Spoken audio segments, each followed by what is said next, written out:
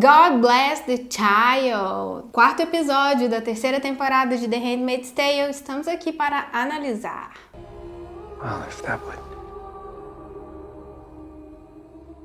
E vamos começar aqui com uma polêmica. Tem muita gente reclamando da série, gente em grupos de Facebook, tem alguns críticos também falando que não tem tanta violência nessa temporada, ou que a série tá andando em círculos. E aí tem gente falando que tá fácil demais. Eu não sei se o que acontece é que a primeira temporada realmente foi um estouro e aí as pessoas ficam com expectativa muito alta. Teve gente reclamando da segunda. Antes mesmo de estrear a terceira já tinha gente falando que não ia ser tão boa. E não concordamos tanto com isso. Falar que não tem tanta violência na terceira temporada, eu acho que é considerar que a violência tá só no estupro, né? Mas a gente viu no quarto episódio a Janine sendo espancada pela tia Lídia e também tem muita violência simbólica, muitas frases direcionadas às mulheres e que são muito violentas ainda. I just want to be with my daughter. Assistindo a esse episódio me veio muito à mente que a June com frequência começa refletindo e falando algumas frases, algumas reflexões. Eu acho isso muito interessante, dá para pegar vários detalhezinhos já dessas frases que ela abre o episódio. Esse, inclusive, tem uma muito bacana que é It takes a village to raise a child. Ela só fala It takes a village, né? E essa é uma frase que vem de um provérbio africano. É preciso um vilarejo para criar um filho. Várias pessoas vão contribuir para a formação das crianças. Eu aprendi esse provérbio no canal da Hell Mother. É um canal muito legal, se você não conhece, vá procurar. É um dos melhores lugares que eu já vi conteúdo sobre maternidade, muito legal. Só que a June fala com um adendo, né?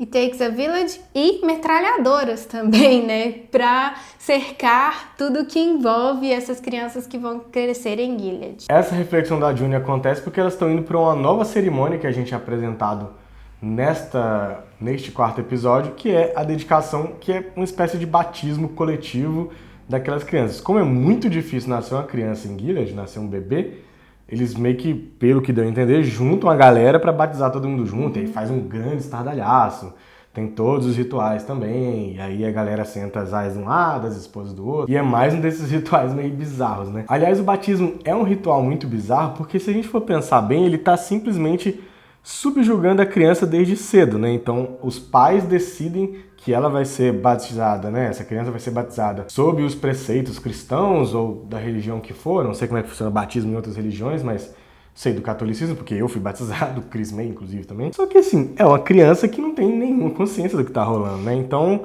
é muito esquisito o batismo do jeito que ele virou, né? Do jeito que ele é feito hoje em dia. Você não dá uma oportunidade de escolha, ela vai escolher depois e já tá batizada numa religião que ela não escolheu, é muito esquisito. E o episódio tem alguns pontos de ironia sobre isso. Ele leva a gente pro passado da June e ela fala sobre lavar os pecados da criança, né? O batismo é sobre isso, sobre já absolver os pecados, mas não é nem que pecado que ele teria. Né? E tem isso no flashback, quando ela estava batizando a Hannah com o Luke, tem essa frase, tem essa fala sobre isso.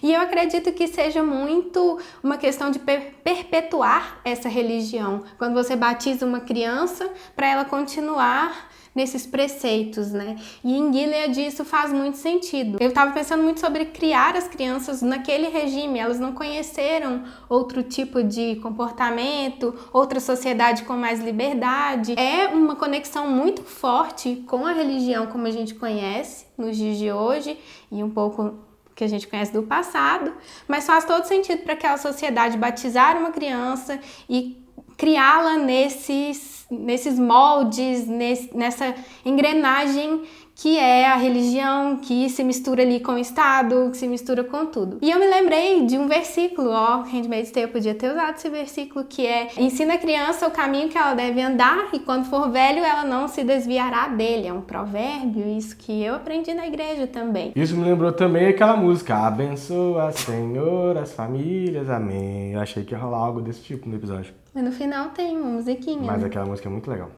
Essa cerimônia da dedicação acaba sendo muito desconfortável quando a gente pensa que a Nicole não está presente.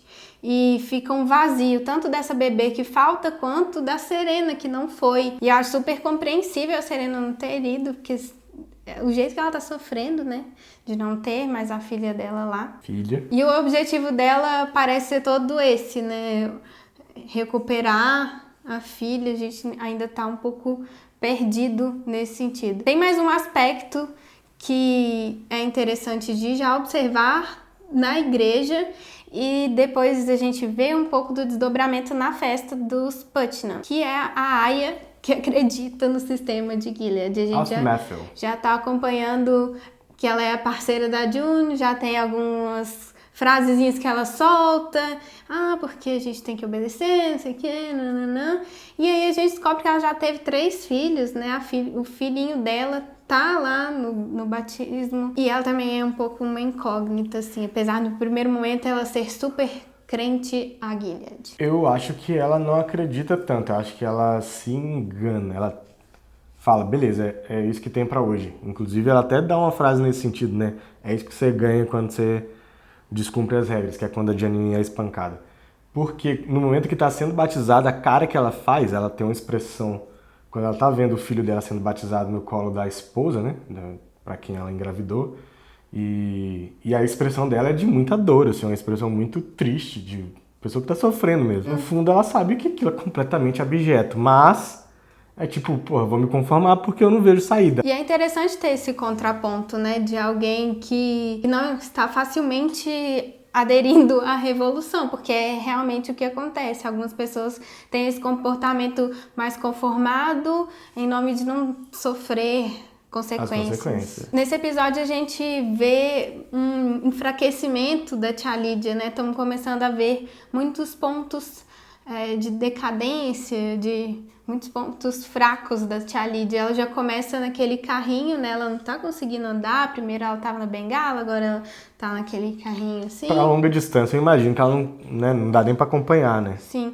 E mais importante que isso é o enfraquecimento que ela tá tendo na sociedade, porque as pessoas estão culpando, e ela fala com todas as letras que estão culpando pelo que aconteceu com a Emily de ter roubado a criança, e por causa da Janine também, que pegou o bebê e tentou se jogar numa ponte, porque ela trouxe de volta das colônias, porque teve a explosão, e aí perderam as aias, e aí precisou de aias. E aí tem uma reação dela bem desproporcional, super desconfortável para todo mundo, que é espancar a Janine, e eu fico imaginando que as esposas podem ter ficado com uma pontinha de que tá acontecendo, né? Assim, uma pontinha de dúvida sobre esse sistema é sustentável? Será que a gente tem que continuar, apesar de não deixarem elas pensarem por si mesmas? Eu imagino que aquilo pode ter significado algo uma fagulhinha, né? Até pra própria tia Lídia, na hora que ela senta, que ela tá com o semblante todo de derrota, assim, né? Meio tipo, fracassei. Eu entendi, eu compreendi aquilo como além de uma derrota só dentro do sistema de Gilead. Tipo, nossa, as pessoas estão começando a julgar minha autoridade, começando a questionar minha autoridade. Foi mais de tipo assim, caraca, que é isso, né? Olha o que eu acabei de fazer. Sim. Em nome de algo que eu, sei lá, às vezes nem queria estar ali também, né? Foi um pouquinho dessas fagulhas mesmo acesas. Só vai ter revolução se conseguir juntar uma força grande de mulheres em todas as castas. Uhum. Não adianta as aias se revoltarem sozinhas, porque elas vão ser massacradas. Tipo, os caras têm metralhadora dentro de casa. Então, assim, elas precisam contar com as tias, elas precisam contar com as martas, elas precisam contar com as esposas, apesar das esposas serem extremamente desagradáveis, serem pessoas também privilegiadas. Estão ali para manutenção daquele sistema opressor e cruel. Mas precisa, elas vão ter que, né, em algum momento, fazer uma aliança que vai ser necessária para conseguir algo maior. Não vai imaginar que as aias vão se juntar e derrubar tudo, né? I made a suggestion. To do what? More freedom. Eu acho que vale destacar 2 momentos ali na festinha de batizado da bebê Angela, que é quando a Serena fala que a Hannah tá estudando numa escola de artes domésticas. Isso, assim, é uma coisa muito doida pra gente pensar, né, nos dias de hoje, que a menina tá estudando pra cuidar de casa, né, assim, voltamos muitos séculos, e que se complementa com uma frase de um dos comandantes que é: garotas espertas são problema, quando tá falando inclusive da bebê, que ela é meio espertinha e tal. E aí, então, uma coisa liga muito com a outra, né, nessa parte, assim. São duas frases bem pequenas, bem soltas, podem passar despercebidas, mas aí a gente acha bom destacar para ficar na nossa cabeça, né, para não permitir que esse tipo de pensamento prospere. You go, girl! Enquanto isso, no Canadá, um dos momentos mais emocionantes de toda a série pra mim é a Emily reencontrando a família no Canadá. E aí, quando alguém fala que não tá tendo violência na terceira temporada, isso me espanta, porque eu acho que esse tipo de representação mostra muita violência e mostra muita realidade. A gente falou muito sobre isso essa semana no nosso episódio do Casa da Marta, o segundo episódio. Nosso podcast. Se você não conhece, é o nosso podcast sobre The Handmaid's Tale, que a gente relaciona com a realidade. E a gente conversou com a professora de história, Gisele Siqueira, a gente relacionou muito a história da série, principalmente da Emily, sobre migração, como é muito duro e complicado para as pessoas deixarem tudo para trás, irem para um país novo, para uma realidade diferente. E eu fiquei muito em prantos nesse momento, assim, todos os momentos, o reencontro com a esposa, o reencontro com o filho, e as crianças, né, têm uma simplicidade, e aí que é muito estranho batizá-las pelos seus pecados, porque, né, elas são muito mais evoluídas, parece, do que os adultos, carregam muito menos traumas. E eu tinha um certo medo de como o filho ia reagir, se ele lembrava, e ele foi maravilhoso. Eu achei legal porque podia dar um clima meio novelesco e assim, que legal, reencontrou, tudo perfeito, todo mundo se abraça, né? beija, vamos viver feliz pra sempre. E cara, é muito bizarro, ela tipo assim, ela não sabe o que fazer em relação à esposa dela, ela não sabe fazer com o próprio filho, quer dizer, ela foi quase meio que virando uma coisa mesmo, Gilead. E aí pra voltar à normalidade, se é que ela vai voltar, é difícil mesmo, não é nada assim, vai estalar o dedo e de repente tá tudo bem de novo, uma família bonitinha. Não, é um processo doloroso também recuperar né, as relações que você tinha, o sentimento de que você tá seguro mesmo ali com sua esposa, com seu filho, enfim. Se você se interessa por esse assunto, de novo, recomendando que você ouça o podcast, tá no Spotify, tá no Deezer, tá no iTunes ou Apple Music, sei lá o que tá na Apple agora, tá no Google Podcast, tá no nosso site, lugar que não falta pra você ouvir. E foi uma conversa muito massa que a gente teve com a Gisele sobre toda essa complexidade que é a vida de um refugiado, de um migrante, né? A gente expandiu um pouco essa conversa para o nosso mundo real, fora de Gilead. E outra coisa que a gente comentou lá no podcast, que não tá tão relacionado, mas que a gente acabou dando uma comentada, né? Foi sobre os meios de comunicação que a gente não vê muito, né, em The Handmaid's Tale. E aí nesse episódio, coincidentemente, apareceu um tablet com moderno. O que eu imagino que seja a internet. Tem que ter internet para ter chegado o vídeo do Luke com a bebê, que é outra coisa que tinha na divulgação também. Não deu tanto para perceber assim, mas já sacava que ele ia estar com o neném. Eu achei que era material de arquivo, que eu achei que era coisa velha. Poderia ser a Hannah, né? Eu tava lembrando da Emily, né? Como ela foi muito guerreirinha em Gilead. Ela atropelou guardiões, ela esfaqueou Tia Lídia e, no fim das contas, levou a culpa de ter levado a bebê embora. Pensando nessas coisas que ela armou em Gilead, fica bem forte essa teoria de que ela realmente sequestrou a bebê e levou embora. Mas aí, vindo a Nicole com o Luke, aí essa teoria para os gileadianos já pode enfraquecer um pouco. Eu acho que eles não estão nem aí pra isso, é aquela velha coisa, eles acreditam, tipo, beleza, e isso, vida que segue. Eu acho que eles tanto faz, assim, eles precisam só arrumar uma desculpa pra justificar no momento. Agora o negócio deles vai ser, vamos recuperar essa bebê. E aí o caldo vai entornar, porque é praticamente um sequestro, né? A bebê legalmente é da família Waterford. E agora ela tá no Canadá com o Luke. Tem uma crise diplomática sobre um bebê, né? Como isso vai ser? E isso foi muito surpreendente. Não imaginava que nesse finalzinho do episódio ia rolar isso, né? E ainda tem outro batizado da Nicole lá no Canadá, que é bem fofo, na verdade. O Luke, nesse episódio, ele até já tá um pouco perdoado. Só uma observação, as primeiras imagens me deixaram muito emocionada, porque estão muito bonitas. Eu achei aquelas imagens aéreas das pessoas em filinha e se encontrando, né? As várias castas em fila se encontrando, cada um com a sua cor muito bem definida. A fotografia da Zoe White, que a gente conhece aí de vários episódios muito bonitos. E todos os momentos esse episódio surpreendia um pouco pela proximidade ou pela coerência, pelo desenho, né? Tem vários desenhos na fotografia desse episódio que tá linda. Chorei de tão linda que eu achei. Um detalhe muito interessante da gente observar é que as aias estão sendo revistadas antes de entrar na igreja.